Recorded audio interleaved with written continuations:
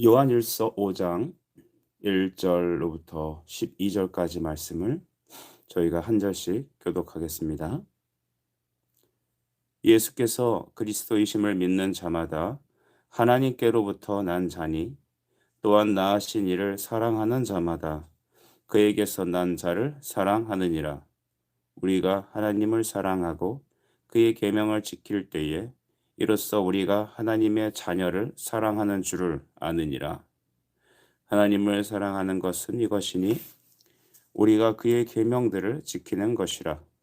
그의 계명들은 무거운 것이 아니로다.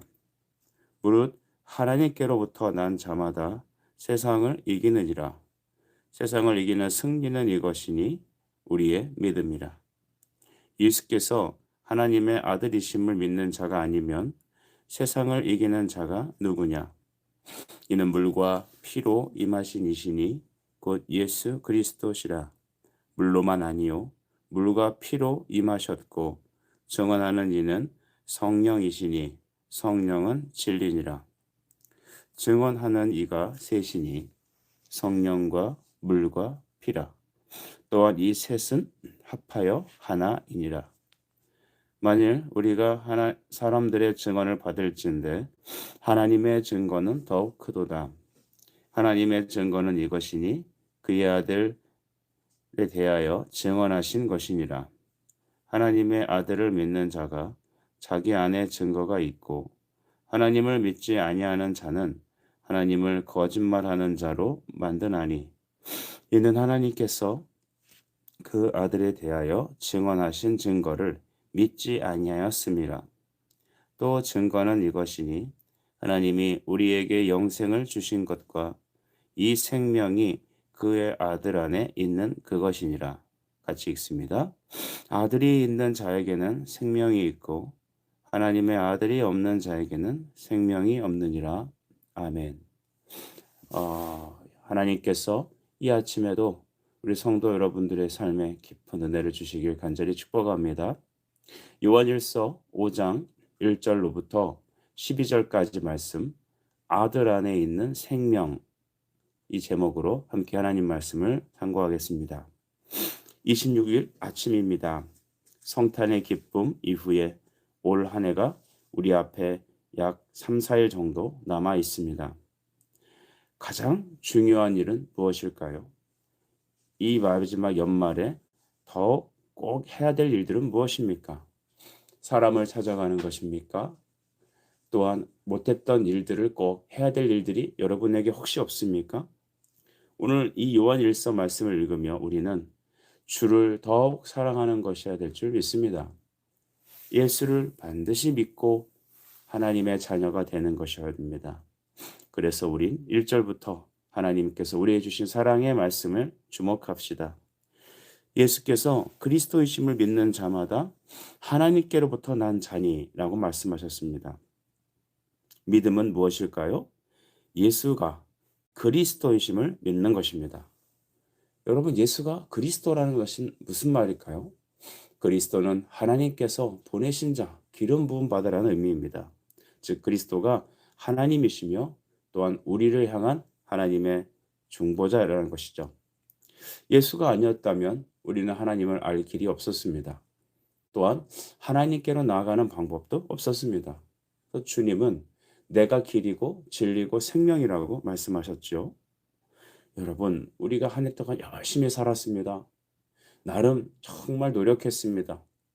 그런데 내 힘, 내 생각대로 내 열심으로만 열심히 달려가지만 않았습니까?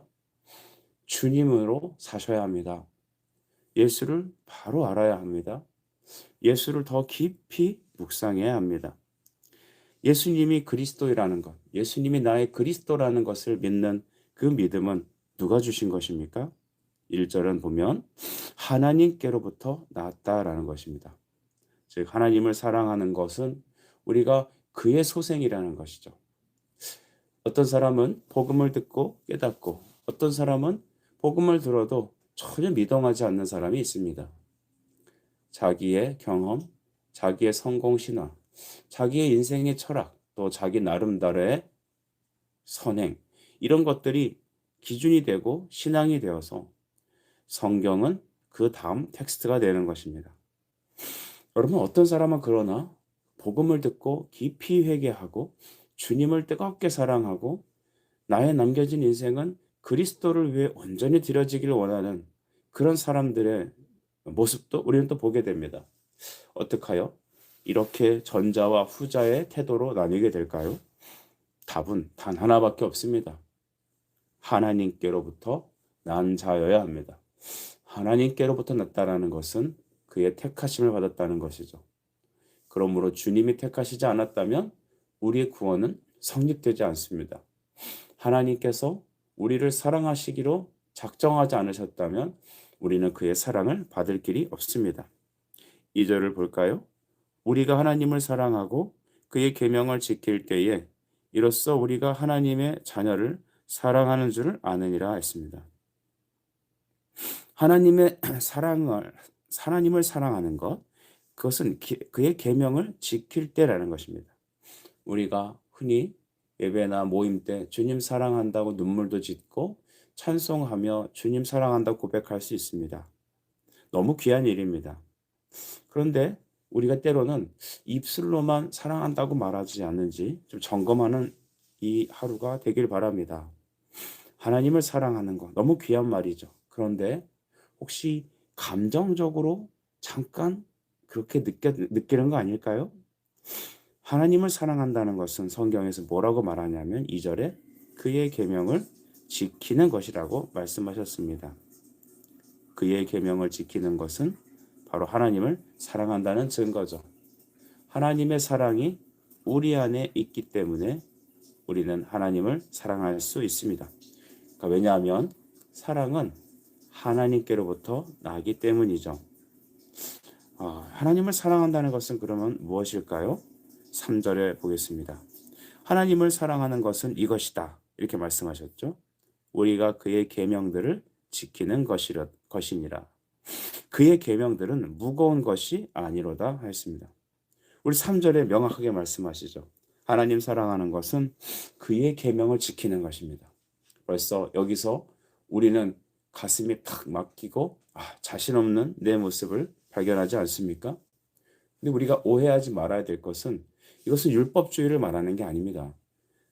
유대인들처럼 613가지의 항목들을 만들어 놓고 39가지의 안식일 규정을 만들어 놓고 그것을 다 체크리스트를 짜놓고 하나씩 다 지키면 하나님을 사랑하는 것이고 온전한 신자의 모습이라고 착각하는 행위는 율법주의에 해당되는 것이죠. 여러분, 사랑은 특별히 계명을 지키는 것이라는 것은 성경에 있는 것 토시 하나도 안 틀리고 다 지켜내는 것을 의미하지 않습니다. 물론 하나님의 모든 말씀을 다 순종하는 것, 그것이 우리에게 부여된 사명입니다. 그러나 성경에서 1차적으로 말하는 하나님의 계명을 지킨다는 것은 예수 그리스도께서 우리에게 말씀하신 율법의 두 강령을 말합니다. 율법의 두 강령이란 무엇입니까? 첫째는 하나님을 사랑하는 것입니다. 우리 신명기 6장에 나와 있는 것처럼 마음을 다하고 뜻을 다하고 생명을 다하고 주 너의 하나님을 사랑하라. 그 말씀에 해당되는 것이죠. 여러분, 하나님은 누가 사랑합니까? 바로 하나님께로부터 난 자, 하나님께서 구원하시기 위해서 택하심을 받은 자입니다.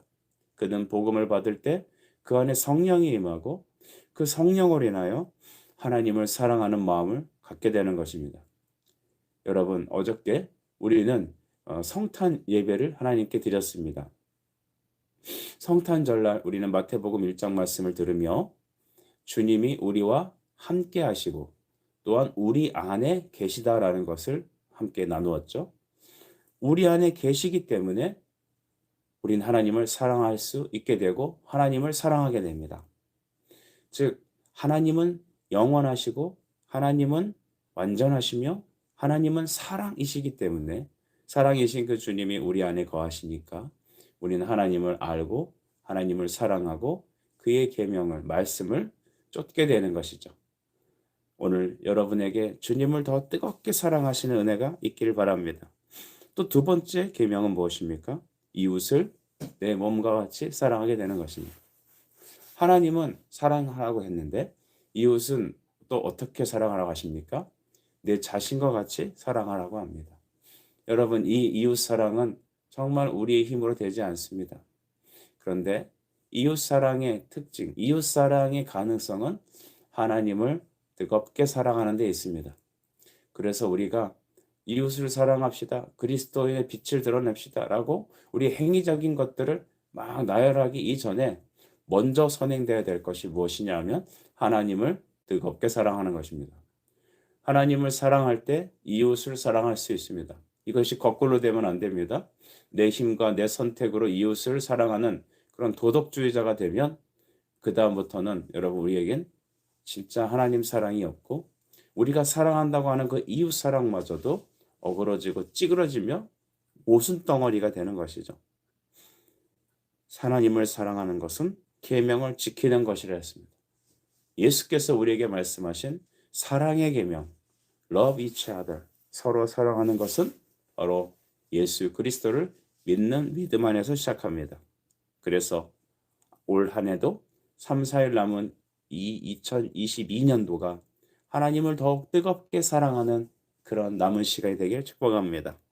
그래서 4절에 3절에 그의 계명은 지키는 것이다 라고 하면서 4절에 보면 3절에 보면 그의 계명은 무거운 것이 아니라고 말씀하지 않습니까? 여러분, 왜 무겁지 않다고 했을까요? 유대인들은 무거운 짐을 지고 사는 율법주의자들이 됩니다. 그것은 죄의 짐을 지고 가기 때문이죠. 여러분, 우리는 예수님이 지신 십자가를 지는 게 아닙니다. 누구든지 나를 따르려거든 자기 십자가를 지고라고 하셨죠. 예수님의 십자가를 우리가 어떻게 지겠습니까? 우리는 그것을 질 자격도 안 되고 능력도 없습니다. 하나님의 아들 그리스도만이 지실 수 있는 것이 바로 십자가입니다. 그 십자가의 선물을 받은 우리는 자기 십자가를 지라고 하십니다. 주님이 다 이루신 십자가, 그것을 이제는 우리는 그 뒤를 따라가게 되는 것이죠. 자기 십자가라는 것은 하기 싫은 것을 억지로 하는 것이라기보다는 주님이 다 이루신 십자가를 내가 지고 가는 것입니다. 다 이루신 것이니 나에게는 기쁨입니다. 나에게는 가벼운 것입니다. 주님은 그래서 마태복음 11장 28절 이후에 수고하고 무거운 짐진 자들아 다 내게로 오라. 내가 너희를 쉬게 하리라 하셨습니다. 쉬게 한다는 것은 여러 가지 의미도 있겠지만 우리의 죄의 짐을 그 주님의 십자가에 내려놓고 나를 위해서 지고 가셨던 다 이루신 그 주님의 멍에를 내가 믿음으로 그의 다 이루신 것을 내가 지고 가는 것입니다. 그러니 그것은 짐이 아니라 은혜입니다. 주님이 다 갚으셨는데 내가 무엇을 갚을 일이 있겠습니까? 나에게는 주님이 갚으셨다라는 그 말씀만이 나의 짐이 되는 것이죠. 그러니 우리는 복음을 대할 때마다 내가 무엇인가를 해야 된다라는 무거운 짐이 아니라 주님이 다 이루셨다라는 은혜의 멍에를 메고 다니는 것입니다. 주님이 다 행하셨다. 주님이 다 이루셨다. 주님이 나에게 이런 선물을 주셨다. 그런 것들로 기뻐하며 살아가는 것이죠. 여러분, 이 은혜의 멍에가 여러분에게도 지어지기를 바랍니다. 4절은 이렇게 말합니다. 물은 하나님께로부터 난 자마다 세상을 이기느니라. 세상을 이기는 승리는 이것이니 우리의 믿음이라. 아멘. 여러분, 여기 승리란 이름이 등장합니다. 너무나 듣기만 해도 가슴이 떨리죠. 여러분, 이기는 신앙생활 하십시오. 예수 그리스도가 승리하셨습니다. 그러니 여러분이 날마다 승리자가 될 줄 믿습니다. 세상을 이긴다는 것은 세상에 끌려다니지 않는다는 것을 말합니다. 무릇 하나님의 아들들마다 성령의 인도를 받는다고 로마서 8장은 말하고 있죠. 성령의 다스림을 받습니까? 우리는 자기 자신의 자주자적인 삶을 사는 것이 되게 멋있고 나이스하다라고 생각을 합니다. 내가 선택하고 내가 결정하고 나의 인생 내가 스스로 멍에를 메고 살아가는 것. 그런 사람들은 교회에서 주님의 일을 열심히 하고도 공로주의에 빠질 수 있습니다. 반대로 정말 주의 이름으로 성실하게 순종했던 사람들도 은혜 멍에를 메고 다니는 사람은 주님이 다 하셨다라고 고백하고 살아갑니다. 여러분, 하나님께서 영광을 받으실 때는 어떨 때일까요? 여러분들이 사업에 성공해 갖고 돈을 막 엄청 많이 버는 것일까요? 열심히 공부해서 명문대에 들어가는 것이 하나님께 영광일까요? 여러분, 그것과 하나님의 영광이 사뭇 다릅니다. 하나님의 영광은 하나님이 행하셨다라는 것을 아멘하는 것입니다. 즉 입술로 시인하는 것이죠. 하나님이 하셨습니다. 이게 하나님께 영광입니다. 하나님께서 나에게 이런 일을 하셨다. 여러분, 그래서 우리에게 때론 어려움과 힘겨움이 찾아와도 주님이 주신 것이라면 주님께 감사해야 될 줄 믿습니다. 여러분, 이것이 신앙이 아니라면 우리는 불평밖에 찾아올 수 없죠. 세상을 이긴다는 것, 세상에서 주는 멍해, 이 안목의 정욕, 이생의 자랑을 따라다니는 인생이 아니라 하나님의 말씀에 지도를 받고 성령의 이끌림을 받는 인생들이야말로 세상을 승리하는 것입니다. 그들은 신앙의 위협 앞에도 목숨을 걸고 말씀을 지키고 내 믿음을 지키는 사람들입니다. 우리 자녀들이 이러한 신앙 위에 서야 되지 않겠습니까? 이런 신앙에 서려면 어떻게 해야 되겠습니까? 부모님이 여러분 열심히 자식들을 가르치고 부모님이 열심히 또 교회에서 봉사하고 부모님이 열심히 또 헌금하는 모습을 보면서 나도 우리 엄마처럼 살아야겠다. 그 부모를 텍스트로 놓고 살아가면 안 됩니다. 제가 하는 말은 되게 귀한 것이지만 그것이 우리의 신앙의 근간이 되면 안 됩니다. 신앙의 근간은 바로 세상을 이기는 승리, 예수 그리스도의 십자가를 전해야 합니다. 자식이 여러분에게 배워야 될 것은 단 하나입니다. 여러분의 성격도 여러분의 성공 신화도 아닙니다. 바로 여러분이 붙잡고 있는 십자가의 믿음, 예수 그리스도의 보혈의 은혜를 간절히 사모하는 주님을 뜨겁게 사랑하는 그 믿음을 여러분 이어받아야 될 것입니다. 세상을 이기는 예수님, 십자가에서 승리하신 주님, 십자가에서 다 이루었다라고 하시며 눈을 감으실 때 여러분 이 땅에 여러분 하늘에 문이 닫히고 모든 곳에 무덤이 열렸던 그 십자가 위에서 이었던 주님의 승리가 오늘 우리 삶에서 사망 권세와 우리를 죽음과 무기력함과 원망과 어둠 속에 가두고 있는 모든 것에서 참된 빛으로 인도해 주시길 간절히 바랍니다. 요한복음 16장 33절은 이렇게 말씀하시죠. 이것을 너희에게 이르는 것은 너희로 내 안에서 평화를 누리게 하려 함이라. 세상에서는 너희가 환난을 당하나 담대하라. 내가 세상을 이기었노라. 아멘. 이제 6절 말씀을 보겠습니다. 이는 물과 피로 임하신 이시니 곧 예수 그리스도라. 물로만 아니요 물과 피로 임하셨고 증언하는 이는 성령이시니 성령은 진리니라. 아멘. 우리에게 증언하시는 이가 있으니 그는 성령이시다.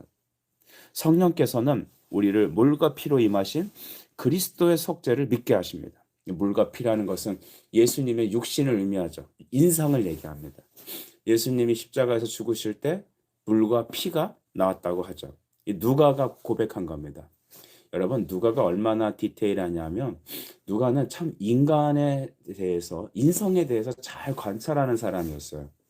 그래서 사람이 이렇게 위급하게 될 때 몸에 이렇게 수술하려고 칼을 대면 피가 나오는 게 아니라 물과 피가 이렇게 구분돼서 흘러나온다고 하죠. 그래서 예수님께서 이 십자가에 찔리시고 창을 찔리실 때 바로 물과 피가 쏟아졌다라는 것을 그는 의사로서 잘 판단한 것입니다. 여러분 물과 피는 그래서 인성을 말합니다. 예수님께서 성령님께서 바로 그 인성에 임하신 분이 누구냐면 예수님이시죠. 그래서 예수 안에는 신성과 인성이 함께 계시죠.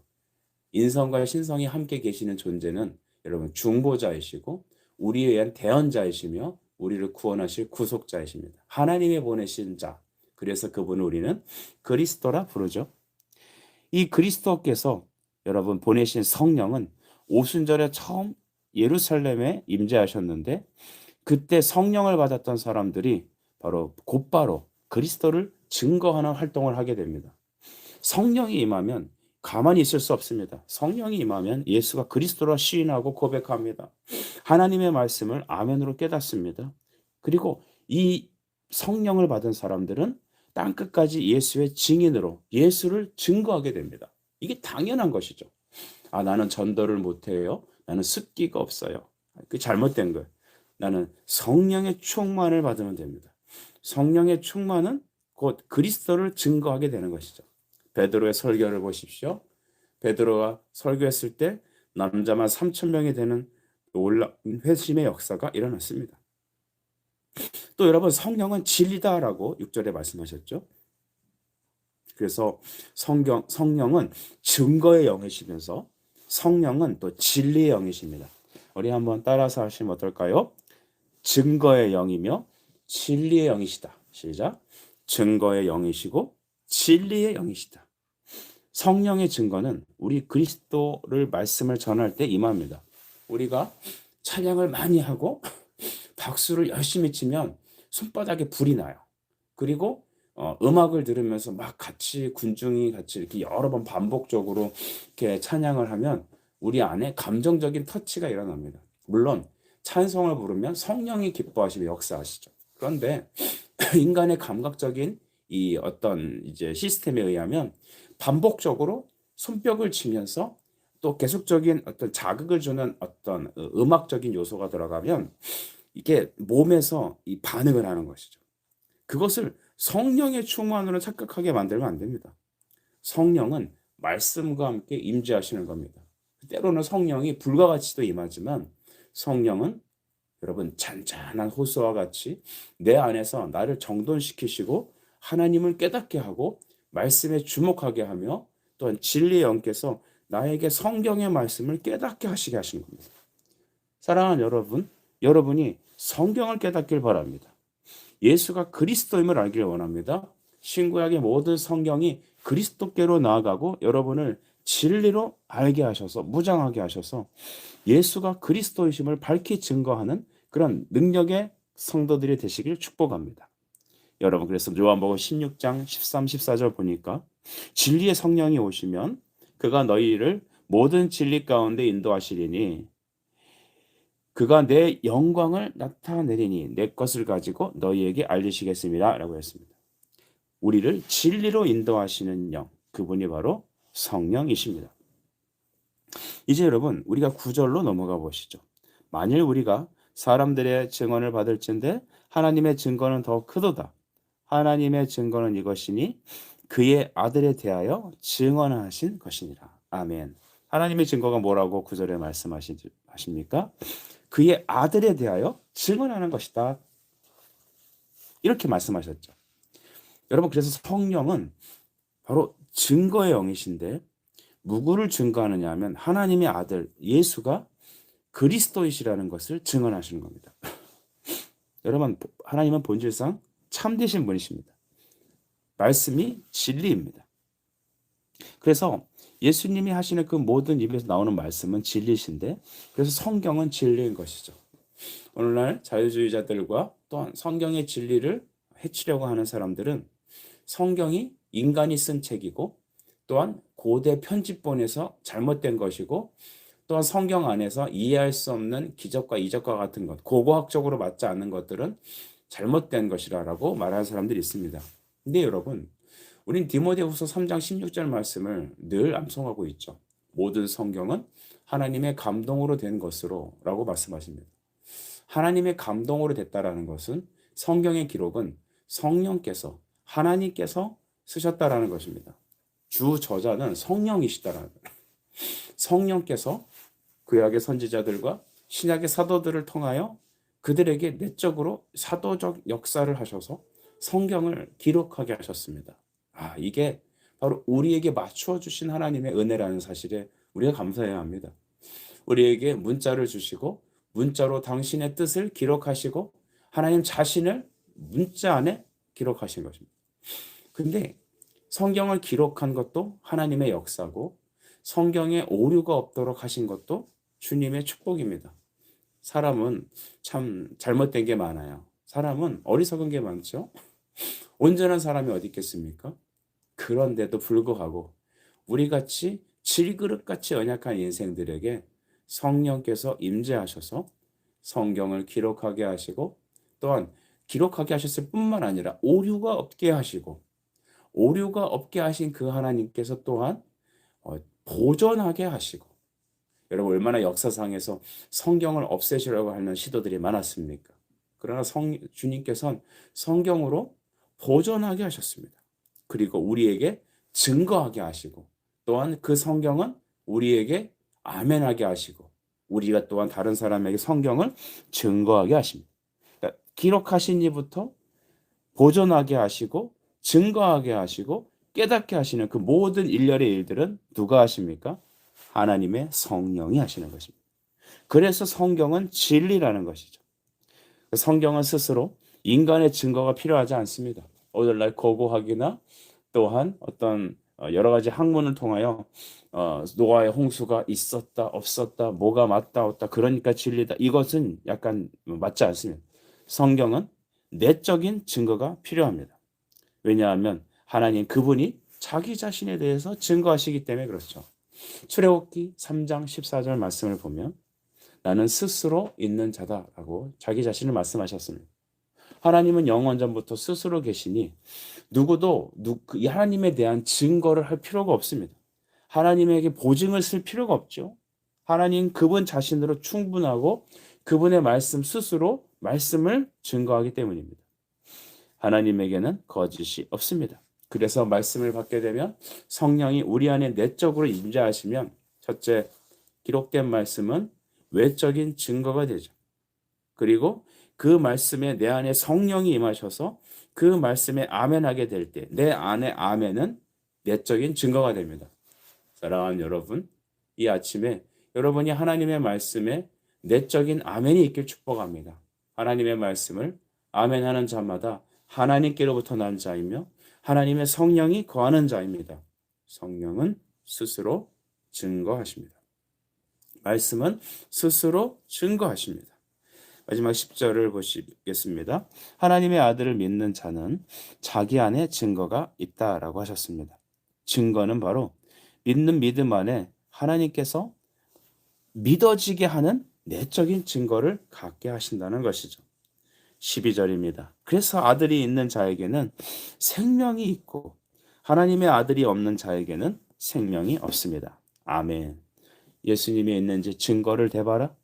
또한 신앙에 대해서 나는 잘 못 믿겠다, 믿겠다, 안 믿겠다, 알겠다, 모르겠다. 여러분 오늘 12절에 분명하게 말씀하시죠.